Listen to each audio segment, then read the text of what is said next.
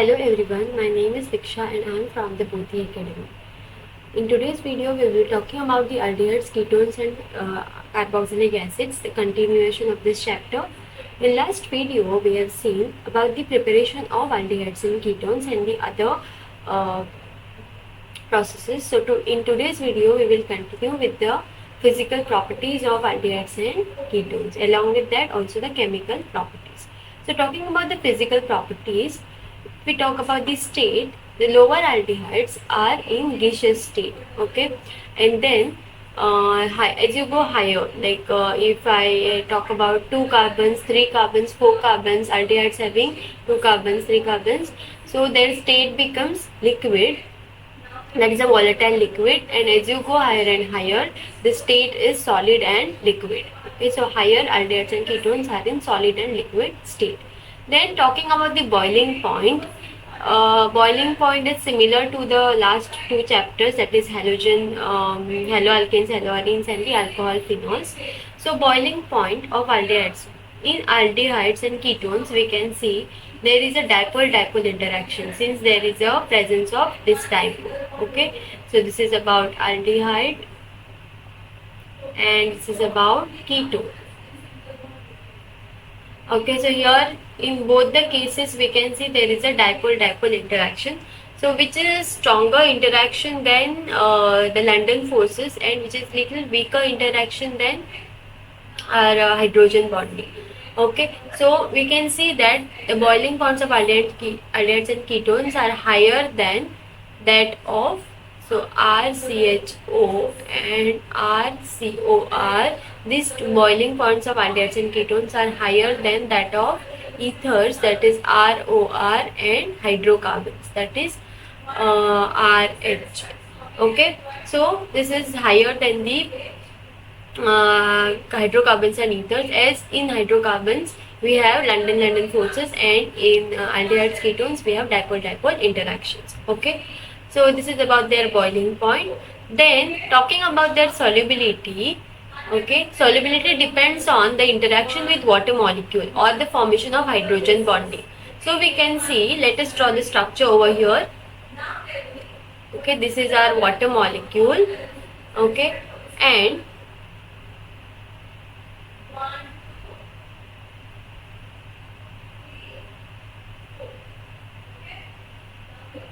okay, this is our aldehyde and this is the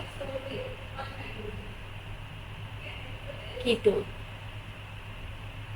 Okay, so if you see from both the sides, you can see that the hydrogen from a water molecule forms bond with oxygen from the carbonyl compound, and here also this hydrogen can form bond with this carbonyl compound. Okay, so either aldehydes or ketones, they can form the hydrogen bond with water, so that's why they are soluble in water.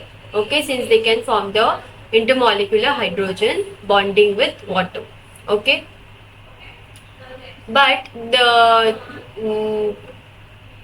solubility and the boiling point is less as compared to the alcohols, because alcohols you can see the hydrogen bonding is to large extent, and also their bonding is so strong that it is difficult to break their bond. So boiling point also differs.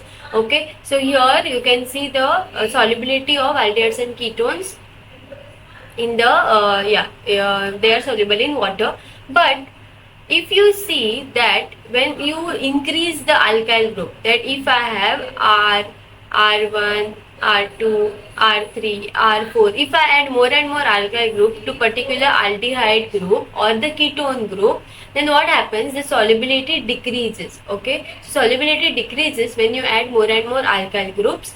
Now what is the reason? These alkyl groups are not hydrophilic, meaning they will not interact much with water. They are hydrophobic. This is a hydrophobic part. So since this is a hydrophobic part, the interaction with water molecule will not take place that efficiently. Okay, so that's why when you increase more and more R groups or when you increase alkyl groups, the solubility in water decreases of aldehydes and ketones. Okay, So if I talk about simple aldehyde CH3CHO, that is ethanol, it is soluble in water. But if I talk about CH3 CH2 CH2 CH2 CHO, now this is having 1 2 3 4 5 carbon atoms or 4 alkyl groups. Then this is for this molecule to dissolve in water, it is not that easy, it is very difficult. Okay, so that's why this readily dissolves in water having less number of alkyl groups, and this will take time, or this will not readily dissolve in water. So this is about the solubility of aldehydes and ketones in water. Next, we will talk about the chemical reactions of aldehydes and ketones. So first is nucleophilic addition reaction. Okay, as we are aware of what are nucleophilic addition reaction, so here addition of nucleophile takes place. That means nucleophile, which is a nucleus loving group which is having negative charge, is nucleophile will attack on the positively charged carbon over here. That is, here this is carbon and oxygen, so you can see on carbon there is partial positive charge, on oxygen there is partial negative charge. So nucleophilic attack will take place on carbon.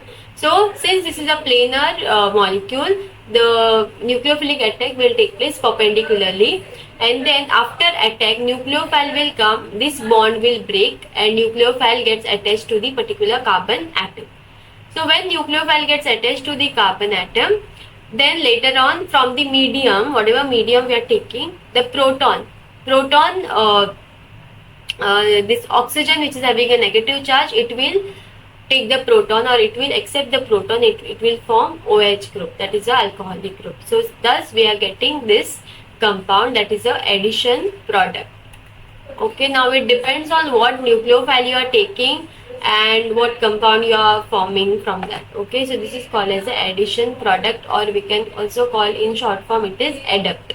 Okay, so this is the nucleophilic addition reaction mechanism.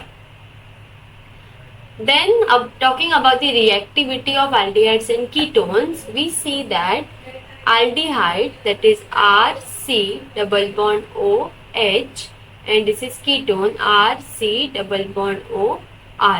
Now if you see both the groups, and if you talk about the reactivity, then aldehydes are more reactive than ketones. Now there are two reasons here.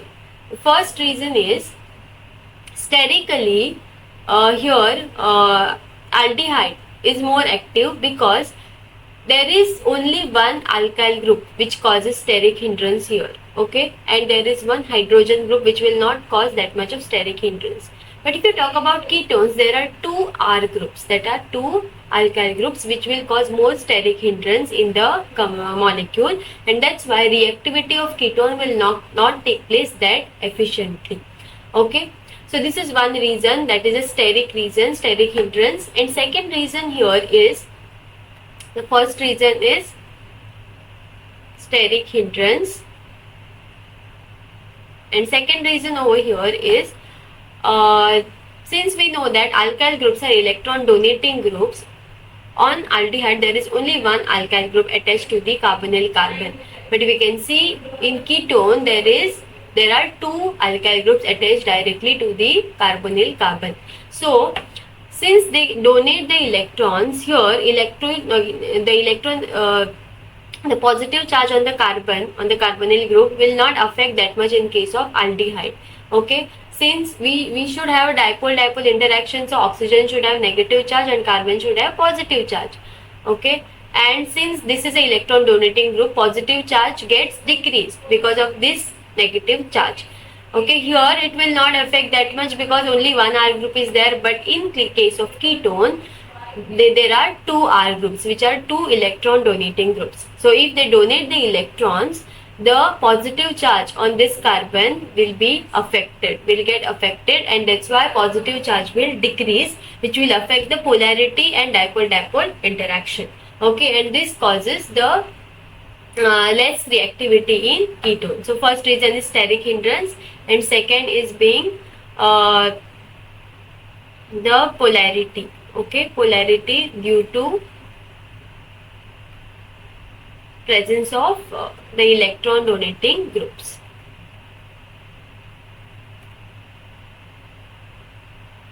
Okay, so this is about the reactivity of aldehydes and ketones. Then the examples of nucleophilic addition and nucleophilic addition elimination reaction. So let us see the first one, addition of hydrogen cyanide, that is HCN. Okay, so when we add HCN, now if you react HCN directly, okay, hydrogen cyanide, if you want to react directly, you will not see, meaning it will not react that effectively. Okay, the reason is being it is not in its ionic form, it is in a neutral form. Okay, so first you have to bring it in the ionic form, because ionic forms react most efficiently. Okay, so HCN plus OH minus ion, that is we are taking a base. Okay, so OH minus ion plus this will give us the cyanide ion, that is Cn minus, plus water, and this cyanide minus ion we are taking as a nucleophile. So Cn minus, that is a cyanide ion, we have to add to the particular carbonyl compound to give the further product. So here we are taking a carbonyl compound plus Cn minus as a nucleophile. It will give us this tetrahedral molecule, that is a intermediate, wherein you can see Cn goes and attached to this carbon and O remains same at that position, but since there is a breaking of this double bond, there will be the minus charge on this oxygen. Okay, and this is the intermediate, and from this intermediate we will get our product. So when we treat this in the medium, there will be the proton transfer takes place, or this molecule will accept the proton, and this oxygen basically, since it is having a negative charge, it will accept the proton and it will form OH minus or OH ion, and cyanide will be attached. So we are getting the final product as cyanohydrine. Okay, so this is about the first reaction, that is addition of hydrogen cyanide. The next reaction is similar to this, but the reagent differs here. So addition of sodium hydrogen sulfide, that is NaHSO4. So when we add sodium hydrogen sulfide to the carbonyl group, it will give us the intermediate, okay, wherein we will see that this bond will break, double bond will break, and we will have Na group. Na group will go and attach to this O, and this whole group, that is HSO4, that we can also write as OSO2H.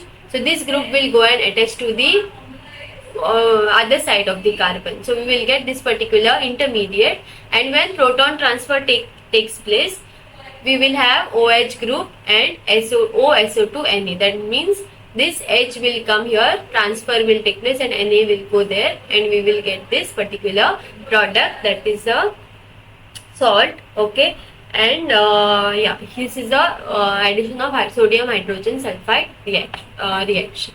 Okay, next is about the addition of Grignard reagent.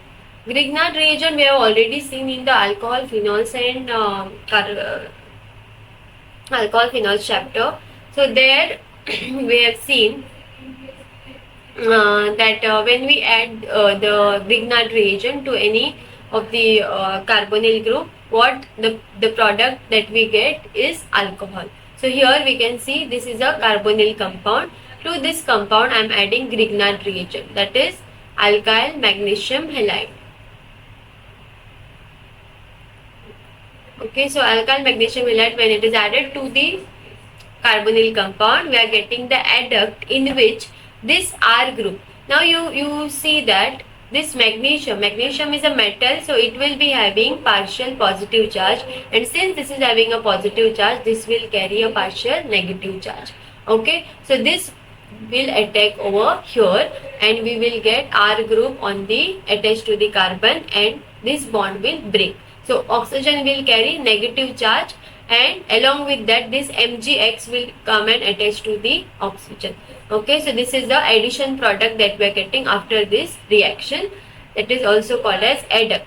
When the hydrolysis is carried out, when it is treated with water, we are getting that this O minus will attract the proton, okay, and will form OH.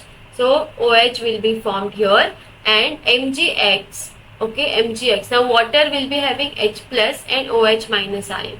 So this proton will be accepted by the O minus ion, and MgX will combine with OH minus ion. Since it is positive MgX, it will combine with OH minus ion to give the side product. Okay, and we are getting an alcohol over here as the main product.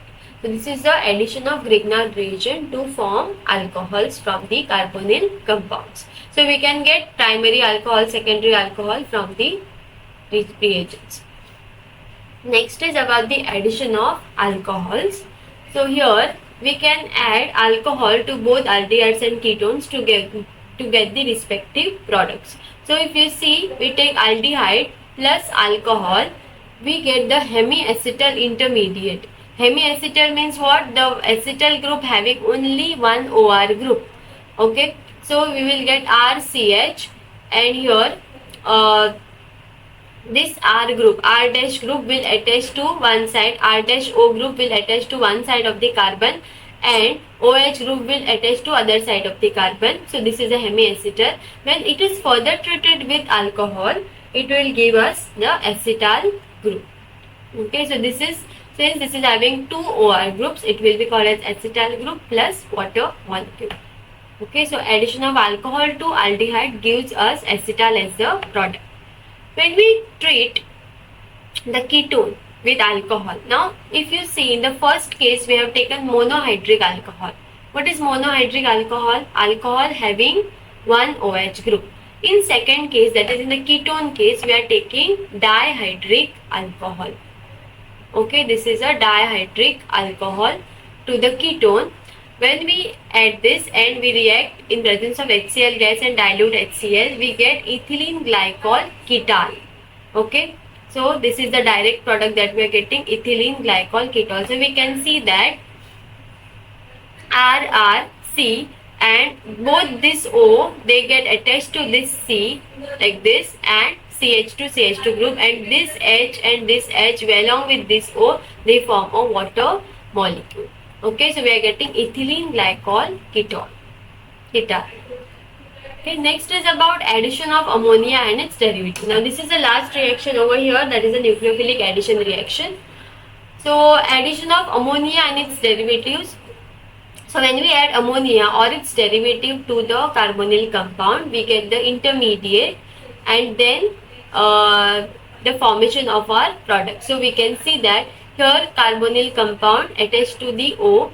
So at one side this H will be attached to the O, and on other side one H with NZ, NHZ will be attached, and double bond will break. On further treating or on further reaction, we will get the carbonyl group and only the NZ will be remained, and this H along with this OH will be eliminated as, or will be formed as a side product, as a water. And here the Z is equal to aryl groups, alkyl group, OH, NH2, or the amine or amide group. Okay, so we can take any of this group in place of Z over here. Next reaction is being reduction. Now we have already studied this reaction in alcohol phenols chapter, but still we will revise here.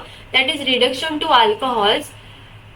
So here we are carrying out the reduction. Basically reduction, we use reducing agents, okay, to carry out the reduction. Either it is a removal of oxygen or addition of hydrogen. So here you can see aldehyde is reduced to alcohol, so O remains same, so there is the addition of hydrogen. So this is carried out in place in presence of sodium borohydride, which is a very good reducing agent. So aldehyde is converted to primary alcohol.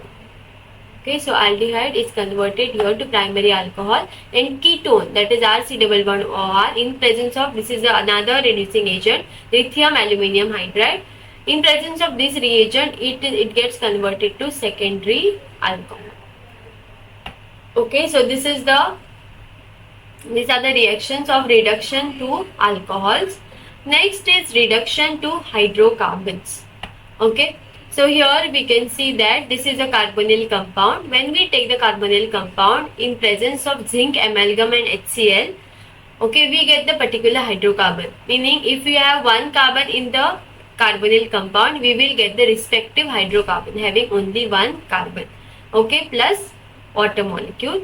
Then this reaction is a very known reaction, which is the name reaction called as Clemenson's reduction. Okay, so how you have to remember this? You can remember Clemenson's reduction and zinc mercury amalgam. Okay, so reduction means we know that there is a removal of oxygen or addition of hydrogen, and along with that you have to remember the name and the reagent, particular reagent that you are using. Okay, so this is a easy reaction. Then similar to this reaction, there is one more reaction that is also comes under reduction and also forms the same product, that is Wolff-Kishner reduction. This is also a very important name reaction in this chapter. So we can see what happens in the reaction. The carbonyl group, either aldehyde or ketone, when treated with hydrazine, NH2NH2, it is a hydrazine, and here elimination of water molecule takes place. So we are getting this particular intermediate here, okay, and this, when this intermediate is treated with base, that is a potassium hydroxide or sodium hydroxide, in presence of ethylene glycol and heated, we will get the respective hydrocarbon. So if you take the carbonyl compound having one carbon, we will get the particular hydrocarbon of only one carbon. Okay, so let us take an example here. So if I take if I take CH3C double bond OH, if I am taking this aldehyde in presence of NH2 and water molecule elimination, then I will get CH3C double bond N NH2 and H. Okay, and further if I treat it with KOH or sodium hydroxide and ethylene glycol and heat the same, I will get CH3C. Then here you will see that addition of H2 takes place. Here also same thing. So CH3 CH2 H plus N2. So this product is same as CH3 CH3, which is called as ethane. Okay, so here we can see if you take 2 carbon compound, you will get the hydrocarbon of 2 carbons. Okay, that is a ethane. So yeah, this is about the examples of reduction reaction. Okay, so in this video we have seen about the physical properties, then chemical properties. Under chemical properties, all the main reactions, that is nucleophilic addition reaction, elimination reaction, reduction. Okay, so yeah, we will stop here, and in next video we will see some more reactions of aldehydes and ketones and also the carboxylic acids. Okay, yeah, okay. Thank you.